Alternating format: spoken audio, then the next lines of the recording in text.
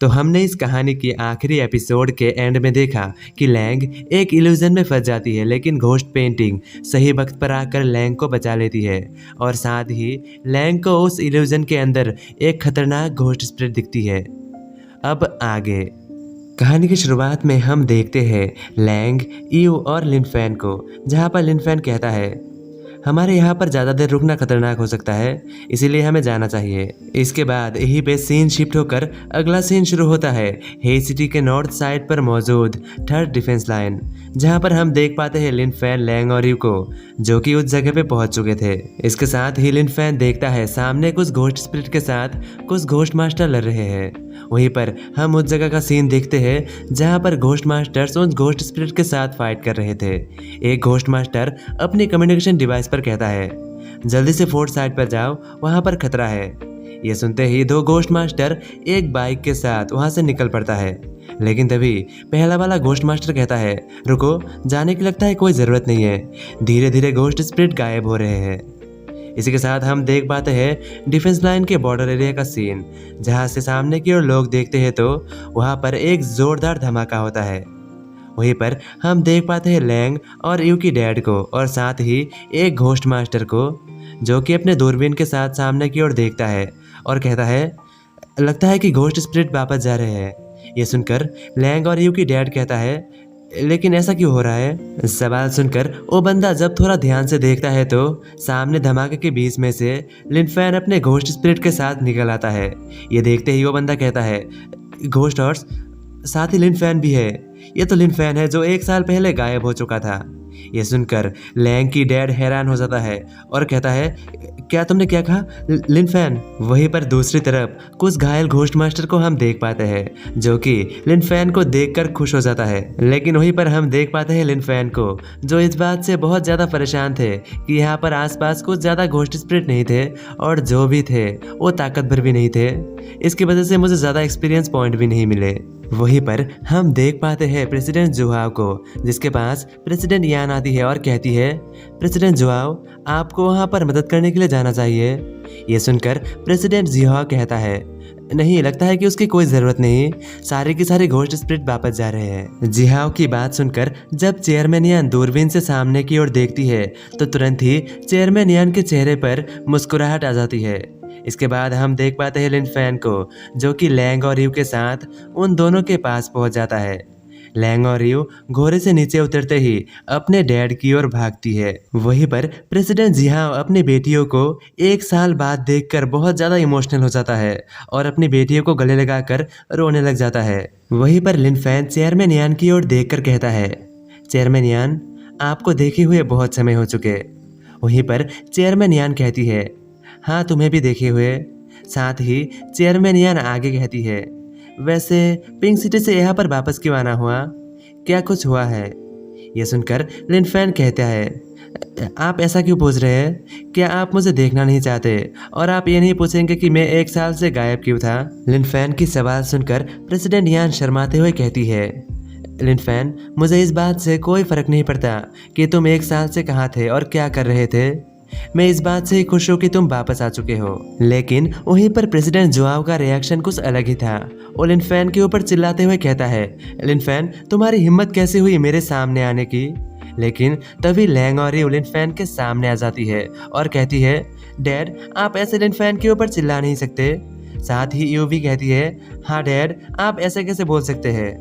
वहीं पर अपनी बेटियों को ऐसे बात करते हुए देखकर और लिनफेन की साइड लेते हुए देखकर रोते हुए कहता है लिनफेन, तुमने इनके साथ क्या किया? क्या तुमने इनका ब्रेन वॉश कर दिया?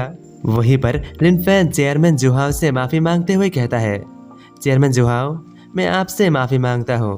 पता है कि इसमें मेरी गलती थी और मैं शर्मिंदा भी हूँ, लेकिन मैं क्या ही कर सकता हूँ। रास्ते में आते वक्त कुछ गलतियाँ हुई थी और साथ ही कुछ मुश्किलों का सामना भी करना पड़ा था, इसीलिए ही देर हो गई। इसके साथ ही लैंग आगे आके कहती है डैड, आप लिनफेन को डांट नहीं सकते। लिनफेन की वजह से ही हम दोनों का लेवल अप हो चुका है और हम दोनों एस रैंक की घोस्ट मास्टर बन चुके हैं। एस रैंक नाम सुनते ही प्रेसिडेंट जुहाव हैरान हो जाता है और कहता है क्या सच में तुम दोनों एस रैंक तक पहुंच चुके हो? ये सुनते ही दोनों अपनी अपनी घोस्ट स्पिरिट को समन कर लेती है, जिसे देखते ही प्रेसिडेंट जुहाव की आंखें फटी की फटी रह जाती है। वहीं पर चेयरमैन यान जब लिन फैन की ओर थोड़ी ध्यान से देखती है तो वो कहती है, लिन फैन, क्या सच में तुम एबिस रैंक के सेकंड लेवल पर पहुंच चुके हो? ये सुनते ही प्रेसिडेंट जुहाव भी हैरान होता है और इसके साथ ही प्रेसिडेंट जुहाव बड़े सीरियस होकर लिन फैन के कंधों पे हाथ रखता है और साथ ही कहता है, लिन फैन, प्लीज अगली बार जब भी तुम बाहर जाओ तो मुझे अपने साथ ले लेना और मेरा ध्यान रखना। अब तो हम फैमिली है ना। ऐसे अचानक से प्रेसिडेंट जुहाव की बदली हुई रूप को देखकर तीनों लड़कियां हैरान होती है और वो सोचती है, क्या एक्टिंग करते हैं यार। और यहीं पर सीन शिफ्ट होकर अगला सीन शुरू होता है रात को प्रेसिडेंट यान और लिन फैन से, जहां पर दोनों डिनर कर रहे थे और इधर उधर की बातें कर रहे थे। और ऐसे ही बातों में लिन फैन चेयरमैन यान से कहता है, ओ हाँ चेयरमैन यान, मैंने तो आपको बताया ही नहीं, वो दरअसल मेरे पास आपके लिए एक गिफ्ट था, मैंने सोचा कि घर जाने के बाद आपको दूंगा। लिन फैन की ओर से गिफ्ट मिलने वाली है, ये सुनते ही चेयरमैन यान खुश हो जाती है। यहीं पर सीन शिफ्ट होकर अगला सीन शुरू होता है उसी सेम टाइम पर हे सिटी के किसी और एक जगह से, जहां पर एक बंदा दूसरे बंदे के पास आकर कहता है, बॉस, लगता है कि लिन फैन वापस आ चुका है। ये सुनकर वो बंदा कहता है, लिन फैन, क्या ये वही है जो 1 साल पहले गायब हो चुका था? ये सुनकर दूसरा बंदा कहता है, हाँ ये वही है।